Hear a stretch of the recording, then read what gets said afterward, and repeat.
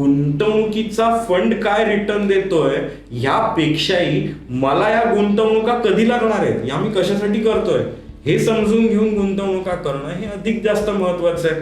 आणि त्यासाठी तुम्ही डायरेक्ट फंड मॅनेजरला सांगू शकत नाही की मला ना या गुंतवणुका माझ्या मुलीच्या शिक्षणासाठी करायच्यात, की ही त्याच्या लग्नासाठी करायच्यात आणि ह्या माझ्या रिटायरमेंटसाठी करायच्यात.